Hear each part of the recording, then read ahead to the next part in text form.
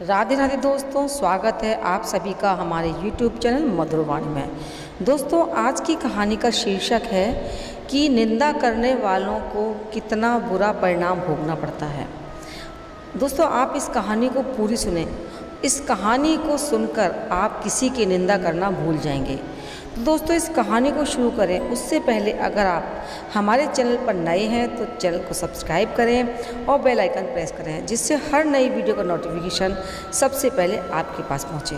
तो दोस्तों, बहुत समय पहले की बात है, एक महादानी राजा थे जिनका नाम था धर्मदेव। वो राजा इतने बड़े दानी थे कि उनके द्वार पर जो भी भूखा भिखारी या ब्राह्मण आते थे उन्हें वो भोजन नहीं करा देते, तब तक खुद भी भोजन नहीं करते थे। ये उनके रोज का नियम था। इससे पूरे राज्य में उनकी खूब प्रशंसा होती थी। राजा धर्मदेव के दान करने का भी एक नियम था। वो एक निश्चित समय तक दान करते थे। वो सुबह से दान करना शुरू करते और सूर्यास्त होते होते दान देना बंद कर देते थे। सूर्यास्त के बाद अगर कोई उनके यहाँ दान लेने आता तो राजा उसे दान नहीं देते और दूसरे दिन आने के लिए कहते। इससे राजा की प्रसिद्धि दूर दूर तक फैलने लगी। अब दोस्तों, हर दिन राजा धर्मदेव के द्वार पर याचकों की भीड़ लगी रहती और वो हर याचक को दोनों हाथों में जितनी मुद्राएं आती थी उतनी मुद्राएं दे दिया करते थे। सभी याचक राजा की जय जयकार करते हुए चले जाया करते थे। दोस्तों, क्या हुआ कि उसी राज्य के पास एक गांव था। उसमें एक ब्राह्मण परिवार रहता था। ब्राह्मण और ब्राह्मण की पत्नी उस नगर गांव में रहते थे, तो उनका जीवन बहुत ही अच्छे से चल रहा था। वो जो ब्राह्मण था बहुत ही संतोषी स्वभाव का तपस्वी था। वो मेहनत से जो कुछ भी कमाता उसी में अपने परिवार का गुजारा करता। लेकिन एक दिन ब्राह्मण की पत्नी ने अपने पड़ोस में किसी के मुंह से ये सुना कि हमारे जो राजा हैं वो बहुत बड़े दानी राजा हैं, जो उनके द्वार पर जाता है उसे दान जरूर देते हैं। तो दोस्तों, ब्राह्मणी पड़ोसन से ये बात जब सुनकर आई तो अपने पति से कहने लगी कि हमारे राजा हैं बहुत बड़े दानी हैं, उनके द्वार से कोई भी निराश होकर नहीं लौटता।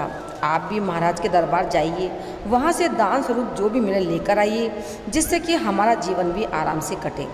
ब्राह्मण ने कहा, देखो, मेरी ज़िंदगी का आधा समय तो बीत गया और आधा समय जो बचा है उसे हम जैसे तैसे काट लेंगे, क्योंकि मैं किसी के द्वार पर हाथ फैलाने नहीं जाऊँगा। लेकिन दोस्तों, ब्राह्मण ने कहा कि महाराज, कैसी बातें करते हैं आप? अरे, जब राजा दान दे रहा है तो प्रजा को दान लेने में क्या दिक्कत है? और फिर हम तो ब्राह्मण हैं, हमारा धर्म है दान लेना। एक बार जरूर जाइए आप राजा के पास। ब्राह्मणी ने बहुत जिद की कि देखो, अपने परिवार का अच्छे से पालन पोषण करें, ये हमारी जिम्मेदारी है। क्योंकि अगर परिवार सुखी रहेगा, उसे सुख सुविधा प्रदान करेगा, तो हाँ, जो परिवार का मुखिया होता है उसे बहुत बड़ा धर्म लगता है, नहीं तो उस परिवार के मुखिया को पाप लगता है। अब ब्राह्मणी की बात जब दोस्तों ब्राह्मण ने सुनी, बहुत जिद की, तो वो धर्मदेव के यहाँ जाने के तैयार हो गया। अब ब्राह्मण अपने घर से राजा धर्मदेव के द्वार की ओर चलता है। चलते चलते ब्राह्मण को शाम हो गई। अब राजा धर्मदेव के दान देने का जो समय था, एक निश्चित समय, उस दिन राजा के यहाँ जितने भी याचक आए थे सभी दान लेकर चले गए थे। अब जब राजा का दान देने का समय समाप्त हो गया था, सभी दान पेटियों पर ताले लगा दिए गए थे। और दोस्तों, जो ब्राह्मण देव थे वो बहुत दूर से पैदल चलकर आ रहे थे, लेकिन ब्राह्मण के पहुंचते पहुंचते सूर्यास्त हो गया था। अब महाराज ने दान देना बंद कर दिया। राजा और उनके सैनिक दान पेटियों को बंद करके राजमहलों की तरफ ले जा रहे थे। तभी ब्राह्मण उनके रास्ते में आ गया। कहने लगा, महाराज, मैंने सुना है आप हर दिन गरीब को दान करते हैं। मैं भी एक गरीब ब्राह्मण हूँ और बहुत दूर से पैदल चल के आपके द्वार आया हूँ, मुझे भी दान दे दीजिए। लेकिन सूर्यास्त के बाद जब वो ब्राह्मण आया, देखा महाराज ने, तो उन्होंने कहा कि मुझे क्षमा करें ब्राह्मण देव, मैं सूर्यास्त के बाद दान देना बंद कर देता हूँ। आप मेरे पास सूर्यास्त के बाद आए हैं, इसलिए आज आप वापस लौट जाएं और कल फिर से मेरे पास आना, तब मैं आपको आज का और कल का दोनों दिन का दान दूंगा। लेकिन दोस्तों, ब्राह्मण बहुत ही स्वाभिमानी भी था, इसीलिए उसने कहा कि महाराज, मुझे आज ही दान दे दीजिए, मैं कल तक इंतज़ार नहीं कर सकता और रोज़ रोज़ दान लेने के लिए मैं आपके यहाँ नहीं आ सकता। तो राजा ने जब ये बात सुनी तो उसको क्रोध आया। लेकिन ब्राह्मण जानकर राजा ने फिर समझाया कि देखिए ब्राह्मण देव, आपको दान लेने के लिए तो कल ही आना पड़ेगा, मैं कल आपको दान दे सकता हूँ, आज नहीं दे सकता। ब्राह्मण ने कहा कि महाराज, मैं आज ही दान लूँगा, कल मैं आपके पास नहीं आऊँगा। ये बात जब राजा ने सुनी तो फिर अच्छी नहीं लगी राजा को।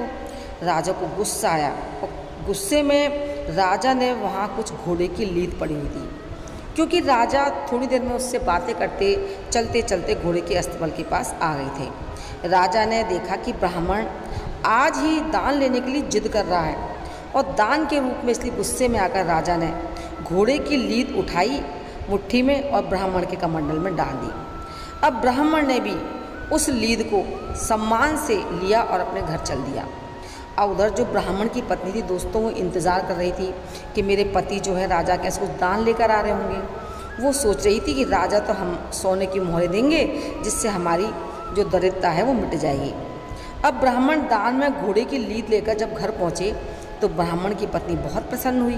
ब्राह्मण से कहने लगी कि देखा ना, मैंने तुमसे कहा था महाराज दरबार में दान लेने जाओगे तो ज़रूर दान देंगे, अब हमारी गरीबी मिट जाएगी। तो ये बात जब ब्राह्मण ने सुनी, उन्होंने कहा देवी, दान देने वाले ने दान दे दिया और मैंने उसे भी ले लिया। अब तुम एक काम करो कि यहाँ एक जगह पर गोबर से लीप दो, तब मैं तुम्हें दिखाऊंगा कि राजा ने क्या मुझे दान दिया है, और नहीं तो ये दान अपवित्र हो जाएगा। अब ब्राह्मणी तो बहुत प्रसन्न थी, उसने तुरंत एक जगह लीप दिया और वहाँ एक दीपक लगवा दिया ब्राह्मण ने, और वहाँ जाकर बैठ गई और देखने लगी कि देखे मेरे पति क्या दान लेकर आए हैं। तो उस ब्राह्मण ने घोड़े की लीद से भरा हुआ पात्र उस ब्राह्मणी को दिया। ये देखकर ब्राह्मणी को बहुत आश्चर्य हुआ, कहने लगी आप ये कैसा मजाक कर रहे हैं। ब्राह्मण ने कहा ये मजाक नहीं है, राजा ने जो तुम मुझे दान दिया है ना, वो मैंने तुम्हें दिया लाकर। ब्राह्मण ये सुनकर बहुत दुखी दोस्तों कि राजा ने लीद का दान दिया है। क्या राजा के पास धन की कमी थी? कोई बात नहीं, हो सकता है राजा से गलती हो गई हो, तो ऐसा करना आप कल फिर से जाना। लेकिन दोस्तों ब्राह्मण बहुत स्वाभिमानी था ना, तो राजा के पास दान लेने फिर नहीं गया और ब्राह्मण अपना समय निकालता रहा। ब्राह्मण ने उस लीद को अपने घर के द्वार के पास ही रख दिया था। तो कहते हैं कि दोस्तों ऐसा कहा गया है कि दान का जो फल होता है ना, वो उस दान करने वाले को 1000 गुना होकर वापस मिलता है। अगर जीवन में कभी किसी को दान किया हो आपने, तो उसका परलोक में भी फल हजारों लाखों गुना बढ़कर मिलता है। अब राजा ने जो लीद का दान दिया था, वो लीद भगवान की कृपा से ब्राह्मण के घर के द्वार पर धीरे धीरे एक पहाड़ बनता चला गया लीद का, और इस तरह से राजा का जो दान था उसका फल बढ़ता जा रहा था। ब्राह्मणी ब्राह्मण से पूछती कि अब इस लीद का क्या होगा, ये तो बढ़ती जा रही है, आप तो बहुत बड़े वेदों के ज्ञाता हैं, मुझे इसका अर्थ बताओ। तो ब्राह्मण ने कहा देखो, ये राजा के दान का फल बढ़ रहा है और इस फल को उस राजा को ही भोगना होगा। यदि हम इसे उपयोग में लेंगे तो राजा को इसका शुभ फल मिलेगा, लेकिन ये हमारे किसी काम की नहीं है, इसलिए इसका परिणाम तो राजा को ही भुगतना होगा। ये बात सुनकर ब्राह्मणी सोचने लगी कि जाने क्या हो रहा है। तो धीरे धीरे दोस्तों इस तरह समय बीतता गया और लीद का पहाड़ बढ़ता चला गया। अब एक दिन की बात है दोस्तों, राजा धर्मदेव वन में शिकार करने गए, लेकिन राजा को कोई शिकार नहीं मिला। जब शिकार नहीं मिला तो राजा का पहले नियम हुआ करता था कि राजा को जब कोई शिकार नहीं मिलता था तो बिना शिकार के अपने नगर लौटकर नहीं आते थे, चाहे उन्हें रास्ते में कहीं रुकना ही क्यों ना पड़ जाए। अब शाम का समय हो गया, तो सूर्यास्त के बाद किसी जीव को मारना ये क्षत्रियों का धर्म नहीं होता था, इसलिए राजा ने किसी भी कोई शिकार करना उचित नहीं समझा और ये सोचा कि अब मुझे यहाँ से चलकर किसी उचित स्थान पर ठहर जाना चाहिए। अब राजा जो थे धर्मदेव, वो उस जंगल के पास से अपने ठहरने की जगह ढूंढने लगे। तो ढूंढते ढूंढते राजा उसी ब्राह्मण के घर पहुँच गए जिसे राजा ने आज से 10 साल पहले लीद का दान दिया था। लेकिन राजा के पास तो बहुत सारे याचक आते थे, तो राजा उस घटना को भी भूल गए थे। अब जब राजा धर्मदेव उस ब्राह्मण के घर पहुँचे तो वहाँ पहुँचकर राजा ने ब्राह्मण से कहा कि ब्राह्मण देव, आज मुझे आपके यहाँ ठहरने के लिए कोई स्थान चाहिए। राजा की बात सुनकर ब्राह्मण ने कहा कि आप हमारी कुटिया में आपका स्वागत है। तो दोस्तों उस रात राजा धर्मदेव ब्राह्मण की कुटिया पर विश्राम करते हैं, लेकिन उस ब्राह्मण के घर बेचारे के रूखा सूखा भोजन था। उससे ब्राह्मण ने राजा का अतिथि सत्कार किया। तो भोजन करने के बाद राजा ने वहीं रात बिताई।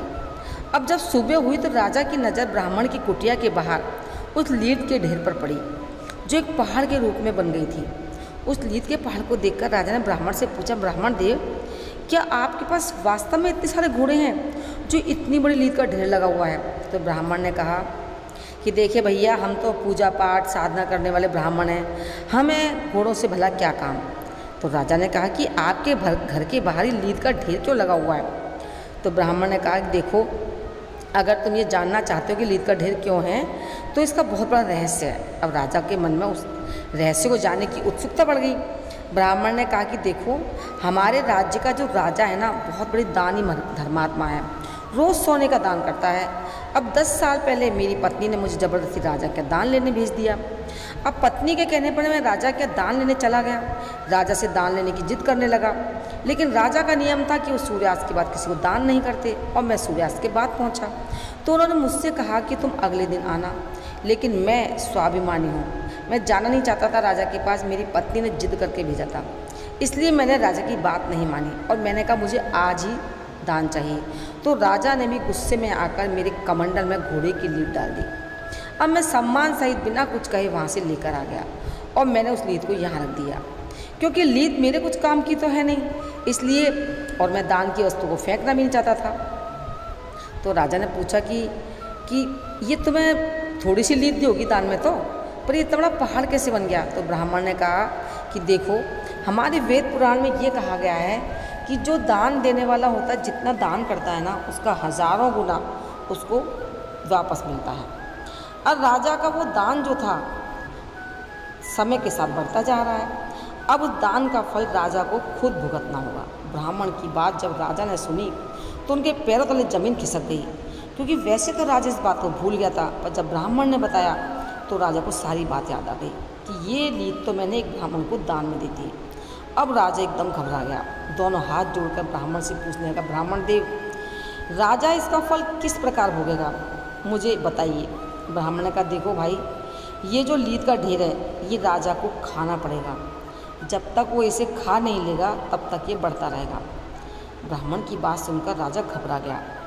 उसने फिर बताया कि देखो, मैं ही वो राजा हूँ जिसे मैंने आपको लीद का दान दिया था।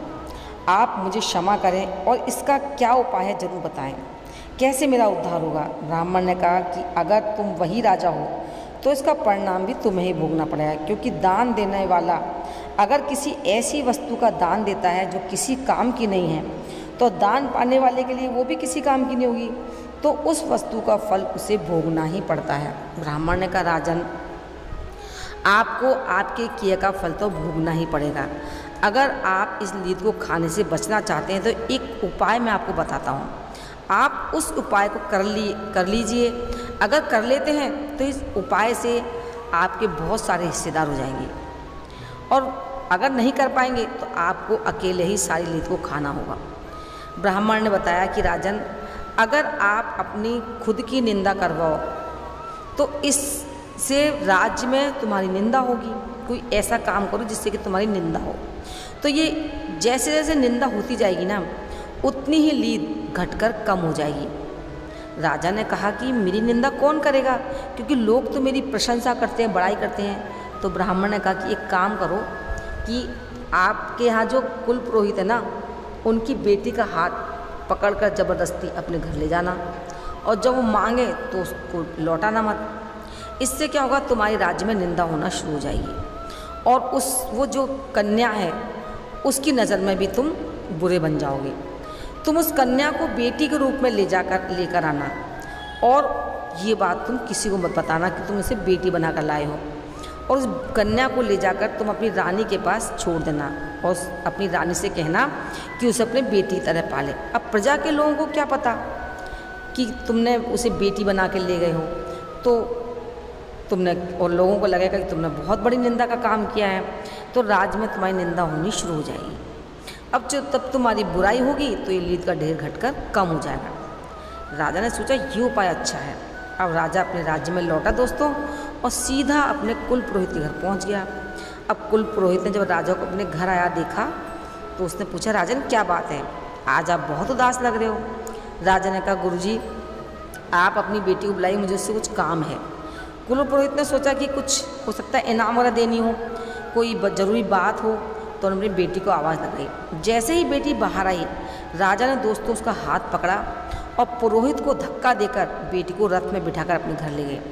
बेचारा ब्राह्मण अपनी बेटी के लिए गिड़गिड़ाता रहा कि महाराज ये आप क्या कर रहे हैं, लेकिन राजा ने एक नहीं सुनी और उस कन्या को ले जाकर अपने महल में रानी के पास छोड़ दिया और कहा कि इसे बिल्कुल अपनी पुत्री की तरह रखना और ये बात तुम्हें किसी को नहीं बतानी है। राजा ने पूछा, महाराज आप इसे क्यों लेकर आए, ये तुम्हारे गुरुदेव की बेटी है। राजा ने कहा कि देखो तुम तमाशा देखो, मैं जो कर रहा हूँ उसको देखती जाओ और ये काम मैं अपने उद्धार के लिए कर रहा हूँ। तो दोस्तों इस तरह से जब राजा पुरोहित की बेटी को उठाकर लाया, सारी प्रजा ने देखा। अब उस समय तो किसी ने कुछ नहीं कहा, लेकिन धीरे धीरे राजा की बुराई शुरू हो गई। अब तो पूरे राज्य में राजा की बुराई होने लगी कि राजा तो बहुत ही बुरा आदमी है, अरे इसने अपनी गुरु की बेटी को पत्नी बनाकर अपने घर में रख लिया। हम तो पहले ही कहते थे बहुत बड़ा नीच है, लोगों को दान करता है लेकिन दिखावा है सब इसका। दोस्तों पूरे नगर में राजा की बुराई होने लगी। सब लोग कहने लगे ऐसे राजा का भी क्या भरोसा, जो अपनी गुरु की बेटी को नहीं छोड़ा, जो अपने गुरु का नहीं हुआ। तो दोस्तों इधर उसकी निंदा शुरू हो गई राजा की, और उधर ब्राह्मण के घर के द्वार पे वो लीद का ढेर कम होता चला गया। अब जो जो लोग राजा की निंदा कर रहे थे वो उस लीद के ढेर में हिस्सेदार बनते जा रहे थे और धीरे धीरे उस लीद का ढेर भी कम हो गया। राजा कुछ दिनों के बाद जब वहाँ फिर से ब्राह्मण क्या गए तो देखा लीद का ढेर थोड़ा सा रह गया था, जितना कि राजा ने ब्राह्मण को दान दिया था। ये देखकर राजा बहुत प्रसन्न हुआ। राजा ने हाथ जोड़कर ब्राह्मण से कहा, महाराज ये जो लीद का ढेर है ये तो कम करवा दिया आपने, कि क्योंकि जिन जिन लोगों ने मेरी निंदा की होगी उनके हिस्से में वो लीद चली गई, यानी कि वो बुराई सब उनके हिस्से में चली गई। अब ये थोड़ी सी बच गई है, इसका भी कोई उपाय बता दो। तो ब्राह्मण ने कहा कि महाराज ये जो लीद है ना ये तो आपके हिस्से की है, इसे तो आपको किसी न किसी जन्म में खाना ही होगा और इसे खाने के लिए आपको किसी कीट की योनि में जन्म लेना पड़ेगा।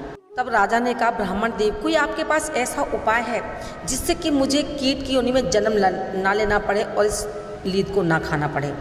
तो ब्राह्मण ने कहा कि नहीं महाराज, आपको कुछ समय के लिए कीट की योनि में जन्म तो लेना ही पड़ेगा।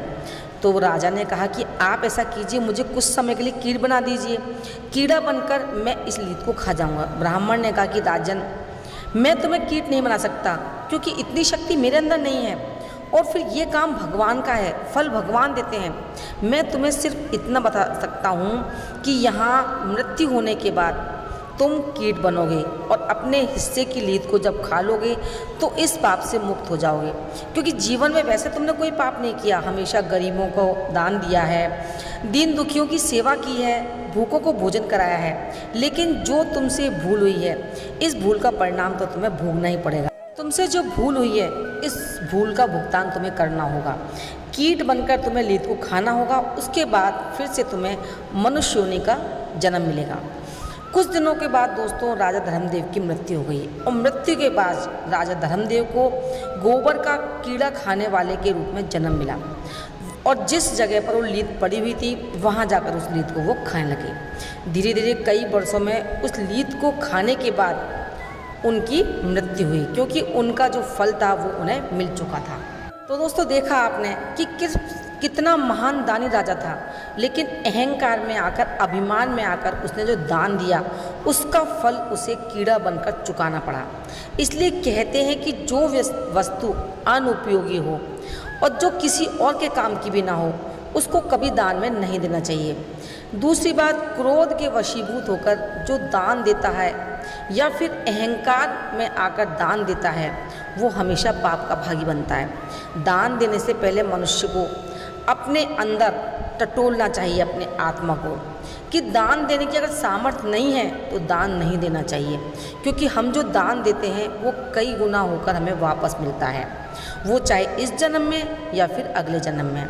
अगर हम किसी को खाने की वस्तु दान में देते हैं तो दोस्तों आगे आने वाले समय में, चाहे वो इस जन्म में या अगले जन्म में, हमें कभी भी भोजन की कमी नहीं होगी, हमें हमेशा भोजन मिलता रहेगा।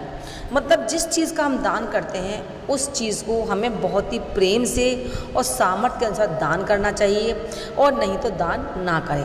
दोस्तों आपने ज्ञानवर्धक कहानी सुनी, आपको कैसी लगी कमेंट करके ज़रूर बताएं और कभी भी किसी की बुराई ना करें। तो दोस्तों मिलते हैं अगली कहानी में, तब तक के लिए राधे राधे। कमेंट बॉक्स में राधे राधे लिखना ना भूलें।